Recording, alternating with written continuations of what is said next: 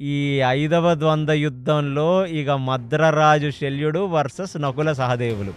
అసల కలలో గూడా ఊహించుకోలేని విషయం శల్యుడికిది.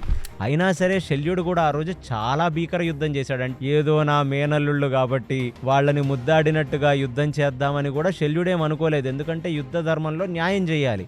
అసల శల్యుడు ఈ నకుల సహదేవులతో టెక్నికల్లీ యుద్ధమే చేయకూడదు. ఎందుకంటే అనాథలుగా పుట్టిన పిల్లలు వీళ్ళు. ఎందుకంటే అనాథలుగా మిగిలిపోయిన పిల్లలు. తల్లి చనిపోయింది, తండ్రి చనిపోయాడు.